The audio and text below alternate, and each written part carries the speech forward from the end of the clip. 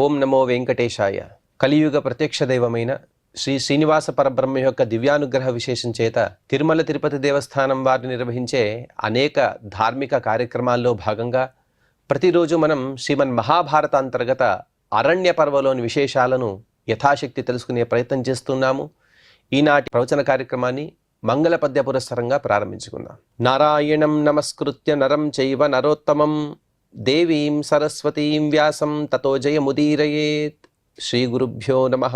హరి ఓం.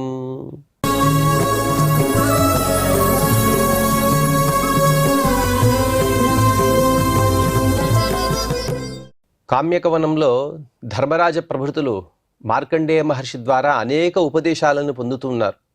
అందులో భాగంగా దానం అనేది ఎటువంటిది, అలాగే అతిథి పూజ అనేది ఎంత గొప్పది అని కూడా చెబుతున్నారు. అసలు మనం భారతీయ సంస్కృతిలోనే అతిథిని పరమాత్మ యొక్క స్వరూపంగా భావిస్తూ అతిథికి వారు కోరిన అన్నిటిని కూడా మనం సమకూరుస్తూ ఉంటాం. దానికి ఉదాహరణ పూర్వకంగా ఇంతకుముందు అధ్యాయంలో కూడా శిబి చక్రవర్తి అతిథి రూపంలో వచ్చినటువంటి చతుర్ముఖ బ్రహ్మగారికి తన కుమారుడినే హరణం చేసి అనగా సంహరించి అతన్నే వంటగా వార్చి వడ్డించిన గొప్ప వైనాన్ని కూడా విన్నాం. అంటే అతిథిగా వచ్చిన వారు యోగ్యమైనటువంటి కోరికలనే కోరుతూ ఉంటారు.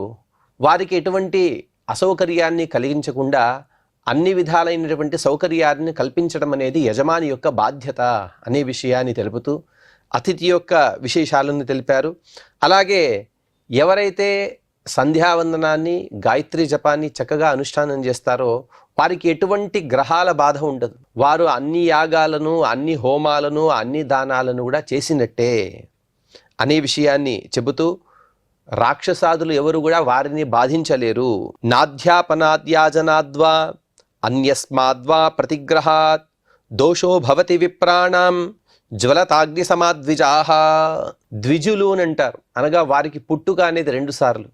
ఒకసారి తల్లి గర్భం నుంచి పుడితే రెండవసారి ఉపనయన కాలంలో అతనికి మొత్తాన్ని కూడా తన శరీరానికి బట్టను చుట్టివేసి ఆ సుముహూర్త కాలంలో అతను ఇంకొకసారి పుట్టినట్టుగా భావిస్తూ అతనికి వేదాల యొక్క ఉపదేశాన్ని చేస్తారు. దాన్ని ఉపనయనం, ఉప అనగా దగ్గరికి, నయనం అనగా తీసుకువెళ్ళటం. అనగా ఆ బ్రాహ్మణ కుమారుడిని గురువు గారి దగ్గరికి తీసుకువెళ్ళడమే ఆ తంతునే ఉపనయనము అని అంటారు. అటువంటి ద్విజుడు, ఆ ద్విజుడు అధ్యయనం చేసిన, అధ్యాపనం చేసిన, యాగాలు చేయించిన, లేకపోతే ఇంకా ఏవైనా ప్రతిగ్రహాలు చేసినా కూడా ఎన్నో దోషాలు కలుగుతూ ఉంటాయి. అధ్యాపనం వలన దోషం ఏమిటి అంటే తను స్వరాదులను కాస్త పొల్లిపోకుండా చెప్పే సందర్భంలో కాస్త దోషభూయిష్టంగా చెప్పడము, అలాగే యాగాదులు చేయించే సందర్భంలో కొన్ని ఏవైనా తప్పులు దొర్లినా కూడా అతను గాయత్రి జపాన్ని చేసి ఉంటే, అనగా కావాలని చేస్తే ఆ దోషం అనేది ఖచ్చితంగా పాపమే. అకస్మాత్తుగా చేస్తే, తెలియక చేసిన ఇటువంటి చిన్న చిన్న దోషాలన్నీ కూడా అవి కేవలం గాయత్రీ జపం ద్వారా మాత్రమే అవన్నీ కూడా నివృత్తం అయిపోతాయి. దుర్వేదావా సువేదావా ప్రాకృత సంస్కృతాస్తథా బ్రాహ్మణ నావమంతవ్యాః భస్మచ్ఛన్నా ఇవాగ్నయః. అసలు బ్రాహ్మణుల యొక్క పుట్టుకే చాలా గొప్పది అని చెబుతున్నారు. అనగా బ్రాహ్మణ, క్షత్రియ, వైశ్య, శూద్ర అందరూ కూడా శాస్త్రబద్ధంగా శాస్త్రంలో చెప్పిన విధంగా సమానులే. కానీ ఎవరైతే బ్రాహ్మణులుగా పుట్టి బ్రహ్మజ్ఞానాన్ని పొంది ఉంటారో వారి యొక్క వైశిష్ట్యాన్ని తెలుపుతూ ఉన్నారు ఇక్కడ. దుర్వేదావా సువేదావా, అతను వేదాన్ని చక్కగా తెలుసుకున్నా, లేకపోతే వేదాలను కాస్త దోషాలతో కూడి పారాయణం చేస్తూ ఉన్నా కూడా ప్రాకృత సంస్కృతాస్తథ, కొందరు ప్రాకృతులు, ఇంకొందరు సంస్కృతులు. ప్రాకృతులు అనగా వారు వేదాదును అధ్యయనం చేసి ఉంటారు. ఆ వేదాదును అధ్యయనం చేసి అధ్యాపనాది వృత్తులలో ఉండకుండా వేరే వృత్తులను ఆశ్రయించేవారు. పూర్వకాలంలో రాజుల యొక్క ఆస్థానంలో ఉంటూ కవులుగానో అమాత్యులుగానో ఉండేవారు. అటువంటి వారిని ప్రాకృతులు అని అంటారు. ఇంకొందరు సంస్కృతులు అంటారు. సంస్కృతులు అంటే వారు వేదాదులను అధ్యయనం చేసి కేవలం అధ్యాపన వృత్తి, యాజన వృత్తి ఇటువంటి వృత్తుల్లో మాత్రమే ఉండేవారిని సంస్కృత ద్విజులు ఉంటారు. అటువంటి ద్విజులైనా ఎవరినైనా సరే బ్రాహ్మణుడు అంటే వారిని ఎప్పటికి కూడా అవమానించకూడదు. ఎలాగంటే భస్మచ్ఛన్నా ఇవాగ్నయః, వారు భస్మంతో కప్పబడినటువంటి అగ్ని లాంటి వారు. మనం కాస్త అలా అగ్ని ఎక్కడైనా చితిని వెలిగించి ఉన్న, చితి అంటే 4 కట్టెలు వేసి కాస్త అలా వెలిగించి ఉంటాం. అక్కడ చూస్తే పైనంతా కూడా బూడిద మాత్రమే ఉంటుంది. బూడిద మాత్రమే ఉంది కదా అని దానిలో చేతిని పెడితే ఏ విధంగా అయితే ఆ లోపల భస్మచ్ఛన్నమైనటువంటి అగ్ని మన చేతిని ఏ విధంగా అయితే దహించి వేస్తుందో, అదేవిధంగా బ్రాహ్మణుడు ఎలా ఉన్నా కూడా అతడిని ఎప్పటికి కూడా అవమానించకూడదు. బ్రాహ్మణ నావమంతవ్యాహ అనేది ఇది మీమాంస వాక్యం కూడా. ఇదే విషయాలను మీమాంసా పరిభాషల్లో కూడా ఎన్నో చోట్ల చెప్పారు. ఆ విధంగా అంత గొప్పవాడు బ్రాహ్మణుడు. యథా శ్మశానే దీప్తౌజాః పావకో నైవ దుష్యతి ఏవం విద్వాన్ అవిద్వాన్ వా బ్రాహ్మణో దైవతం మహత. ఓ ధర్మరాజా, బ్రాహ్మణుల యొక్క గొప్పదనాన్ని చక్కగా చెబుతాను విను. ఏ విధంగా అయితే శ్మశానంలో వెలిగేటువంటి అగ్ని, చితిపైన ఉండేటువంటి అగ్ని, ఆ అగ్నికి ఎటువంటి దోషం లేదండి. అనగా ఎక్కడైనా పూర్వకాలంలో ఈ కాలంలో ఉన్నట్టుగా అగ్గిపెట్టెలు లేవు. ఎక్కడైనా ఒక చోట దీపం ఉంటే చాలు, ఆ దీపం ద్వారా అందరూ కూడా అలా వెలిగించుకునేవాళ్ళు. అందుకోసమే ఇంట్లో దీపం ఎప్పుడు కూడా ఉండాలనేది మన సంప్రదాయం. అకస్మాత్తుగా లేని సందర్భంలో శ్మశానంలో ఉండేటువంటి అగ్నిని తీసుకువచ్చే దాని ద్వారానే ఇండ్లలో వంటలు ఇత్యాదులు చేసుకునేవారు. అనగా దానికి తీసుకురావడానికి ఒక విధానం ఉంది. దూరంగా ఉంటూ అక్కడి నుండి అగ్నిని తీసుకొచ్చి భూమిపైన వేసి కాస్త దానికి కింద గోమయాది ఉపలేపనలు చేసిన తర్వాత తెచ్చిన అగ్నిని ఇండ్లలో కూడా వాడుకునేవారట. ఆ విధంగా ఏ విధంగా అయితే శ్మశానంలో ఉండేటువంటి అగ్నికి ఎటువంటి దోషం లేదో, అదేవిధంగా విద్వాంసుడు కాకపోయినా ఆ బ్రాహ్మణుడు దైవ సమానము. ప్రాకారైశ్చ పురద్వారైః ప్రాసాదైశ్చ పృథగ్విధైః నగరాణి నశోభంతే హీనాని బ్రాహ్మణోత్తమైః. అసలు బ్రాహ్మణులు లేని ఊరు లేదు తెలుసా? ఎందుకంటే ఒక సుభాషితంలో కూడా చెబుతారు, ఎక్కడైతే శ్రోత్రియ బ్రాహ్మణుడు ఉండడో, ఎక్కడైతే నది ఉండదో, ఎక్కడైతే రాజు ఉండడో, ఎక్కడైతే వైద్యుడు ఉండడో, ఇటువంటి వారు లేని గ్రామంలో ఒకరోజు కూడా ఉండకూడదని శాస్త్రం చెబుతోంది. అదే విషయాన్ని చెబుతారు. అసలు నగరం అంటే ఏమిటో తెలుసా ధర్మరాజా? ప్రాకారాలు ఉన్నాయి, లేకపోతే గొప్ప గొప్ప ద్వారాలు ఉన్నాయి, ఎన్నో పెద్ద పెద్ద భవనాలు ఉన్నాయి. ఈ విధంగా ఎన్నో సంపదలున్నా కూడా ఆ నగరంలో శ్రోత్రియ బ్రాహ్మణుడు లేకపోతే అది నగరం అని అనిపించుకోదు. చిన్న కుటీరమైనప్పటికీ కూడా అక్కడ బ్రాహ్మణుడు ఉంటే చాలు, అదే నగరంగా ఉంటుంది. వేదాధ్యా వృత్త సంపన్నాః జ్ఞానవంతస్తపస్వినః యత్ర తిష్టంతి వై విప్రాః తన్నామ నగరం నృప. ఎక్కడైతే వేదాలను తెలుసుకున్నవారు, ఆచారవంతులు, జ్ఞానవంతులు, తపస్సులైనటువంటి బ్రాహ్మణులు ఎక్కడైతే ఉంటారో అదే నగరము. మిగతావన్నీ కూడా పేరుకు మాత్రమే నగరాలు. వాటిలో నగరాల్లో ఉండేటువంటి లక్షణాలు ఏవి కూడా ఉండవు. వ్రజేవాప్యథవారణ్యే యత్ర సంతి బహుశ్రుతాః తత్తన్నగరమిత్యాహుః పార్థతీర్థం చ తద్భవేత్. ఓ కుంతీనందన, గోకులమైన అనగా కేవల గోష్ఠం అని అంటారు. అనగా ఆవులను కట్టి ఉంచే ప్రాంతం. దానికి ఒక చిన్న కుటీరంలాగా, ఒక చిన్న తడికెలాగా అన్ని కూడా చేసి ఉంటాం. అటువంటి గోకులమైన, అరణ్యమైన, అందులో ఎటువంటి గొప్ప గొప్ప భవనాలు, గొప్ప గొప్ప ద్వారాలు ఇవేవి కూడా లేకపోయినా బ్రహ్మవేత్తలున్నారు, శ్రోత్రియ బ్రాహ్మణులున్నారు. అటువంటి ప్రదేశాన్ని మాత్రమే నగరంగా పిలుస్తారు. దాన్నే ఆస్థానంగా పిలుస్తారు. అక్కడ బ్రాహ్మణుల ఉనికి వల్ల మాత్రమే అన్ని శుభాలు జరుగుతాయి. రక్షితారం చ రాజానం బ్రాహ్మణం చ తపస్వినం అభిగమ్యాభి పూజ్యాథ సద్య పాపాత్ ప్రముచ్యతే. చాలా మంచి మాటను చెబుతూ ఉన్నారు. రాజుగా ఉన్నవాడికి ప్రజలు ఎంత గౌరవం ఇవ్వాలో తెలుసా? అలాగే రాజు ఎలా ఉండాలో తెలుసా? ప్రజారక్షణయే అతని వ్రతంగా ఉండాలి. ప్రజారక్షణ, ప్రజలను తన సంతానంలా చూసుకునేటువంటి గొప్ప సద్భావన కలిగిన వాడే రాజు. అటువంటి రాజుకు, తపస్వి అయిన బ్రాహ్మణుడికి వీరిద్దరు కూడా ఎదురుగా వస్తే వారికి యోగ్యమైన విధానంలో మనం సత్కరించాలి. పూజించి మనుషులందరూ కూడా పాపాన్ని తొలగించుకుంటారు. భాగవతంలో కూడా చెబుతారు, పృథుచక్రవర్తి తను పుట్టిన తర్వాత పృథుచక్రవర్తికి ఇంద్రాది దేవతలు, తపస్సులు అందరూ కూడా అతన్ని గౌరవించారట. చాలామందికి ఆశ్చర్యం కలిగింది. అదేంటి విచిత్రంగా, పృథుచక్రవర్తి ఇప్పుడిప్పుడు పుట్టినవాడికి వెంటనే పుట్టినవాడికి అప్పటికప్పుడే కప్పాలు చెల్లించడం ఏంటి, పన్ను చెల్లించడం ఏంటి, నమస్కారం చేయడం ఏంటంటే, రాజు అనేవాడు సాక్షాత్తు త్రిమూర్తులు, అష్టదిక్పాలకులు వీరి సన్నిధానంతో పుట్టి ఉంటాడు. ఆ పాలన సామర్థ్యం అనేది సామాన్య మనుషులకు లేనిది. అదంతా కూడా పరమాత్మ యొక్క విశేషమైనటువంటి అనుగ్రహం, ఆ జీవుని యొక్క యోగ్యత. ఆ యోగ్యతకు మనం అక్కడ నమస్కారాదులు చేయాలి, సత్కారాలను చేయాలి అని అక్కడ ఏదైతే చెబుతారో అదే విషయాన్ని స్పష్టంగా చెబుతున్నారు. రక్షించే స్వభావం కలిగిన రాజుని, తపస్వి అయిన బ్రాహ్మణుడిని యోగ్య రీతిలో మనం సత్కరిస్తే పాపాలన్నీ కూడా తొలగిపోతాయి. పుణ్యతీర్థాభిషేకం చ పవిత్రాణాం చ కీర్తనం సద్భిః సంభాషణం చైవ ప్రశస్తం కీర్త్యతే బుధైః. ఓ ధర్మరాజా, 3 కారణాలున్నాయి తెలుసుకో. అవన్నీ కూడా 3 కారణాల వలన ఉత్తమమైన కార్యాలను సాధించిన గొప్ప పుణ్య విశేషాన్ని పొందవచ్చు. అవేమిటి అంటే పుణ్యతీర్థాభిషేకం. పుణ్యజలాలలో మనం తీర్థక్షేత్రాల్లో వెళుతూ అక్కడ స్నానాలను చేయడం, పవిత్రమైనటువంటి మంత్రాలను జపం చేయడం, సత్పురుషులతో సంభాషణ, ఇదంతా కూడా పరమ పవిత్రకరమైనవి. అందులోనూ కూడా చివరిది ఏదైతే ఉంది చూడండి, దానికన్నా గొప్పది ఇంకోటి లేదు. పుణ్యతీర్థాలకు వెళ్ళినా వెళ్ళకపోయినా, లేకపోతే పవిత్రమైనంత జపాలు చేసినా చేయకపోయినా, సత్పురుషులతో సాంగత్యం అనేది ఒకటి మాత్రం ఉంటే అన్నీ కూడా ఉన్నట్టే. అన్ని తీర్థక్షేత్రాలు కూడా అక్కడే ఉంటాయి అని చెప్తారు. పూర్వకాలంలో ఒక చిన్న కథను కూడా దీనికి ఉదాహరణగా చెప్పుకోవచ్చు. అంటే గురువుగా ఉన్నవారి గొప్పతనం ఎటువంటిది అంటే, గురువుగారు అలా పాఠం చెబుతూ అకస్మాత్తుగా తెలిసి తెలియక ఒక చిన్న నోటి నుండి ఒక ఎంగిలి బిందు అలా కింద పడిందట. కింద పడిన వెంటనే శిష్యుడు వచ్చి అక్కడ శుద్ధి పెట్టాడు. అదొక సంప్రదాయం. అలా ఎంగిలి కింద పడిన వెంటనే శుద్ధి పెట్టాలి. కానీ పక్కనే ఉన్నటువంటి ఇంకొక జ్యేష్ఠ పండితులు చెప్పారట, నాయనా అలా చేయకూడదు.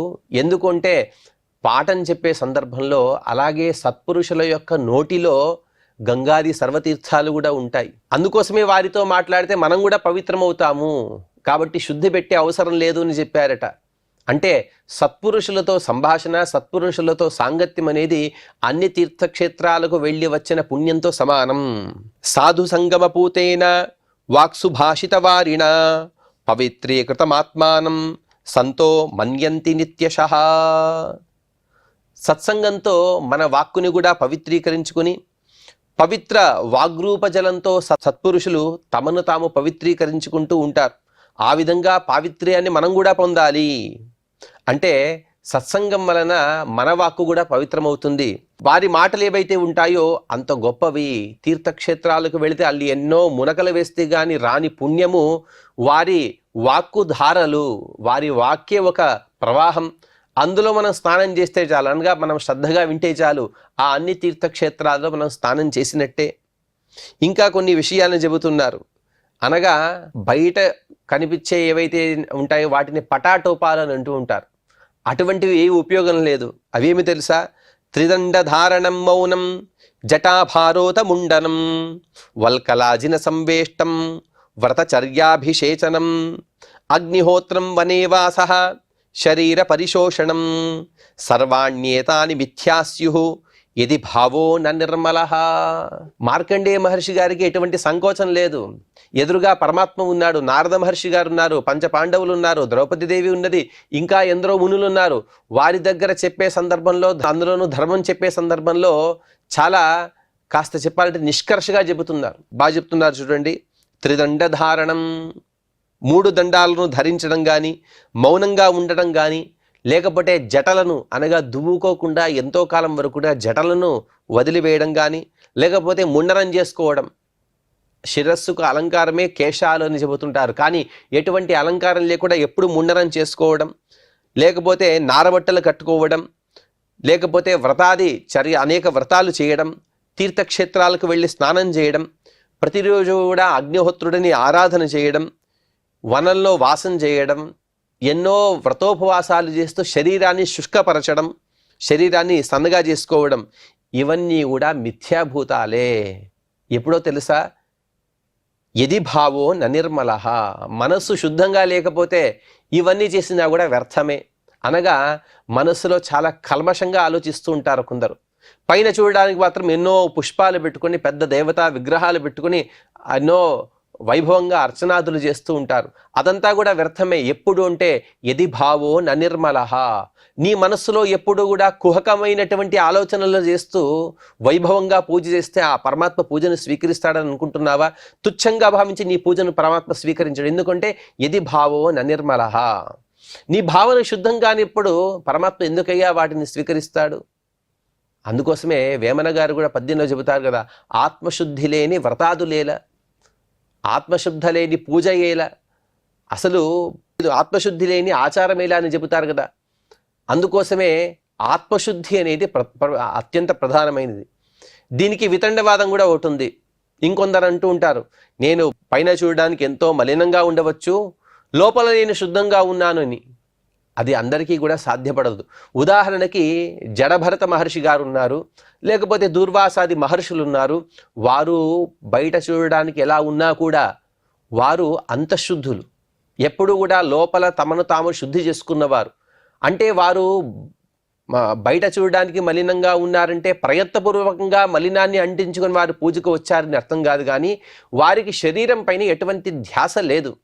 ధ్యాస లేకుండా ఎప్పుడు కూడా పరమాత్మ గురించి మగ్నులై ఆ విధంగా అయిపోయారే. కానీ అనగా మనం పూజాదులు చేసే సందర్భంలో రెండు విధాలు కూడా మనం శుద్ధంగా ఉండాలి.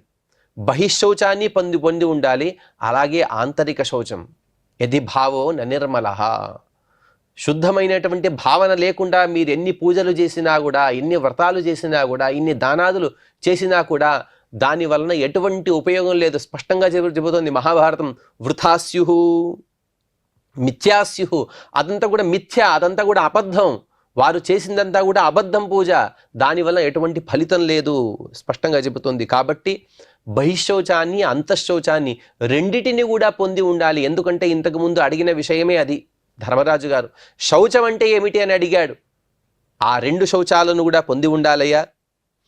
నదుష్కరమనాశిత్వం సుకరం హ్యసనం వినా విశుద్ధిం చక్షురాధీనాం షణ్ణామింద్రియగామినాం వికారితేషాం రాజేంద్ర సుదుష్కరతరం మనః.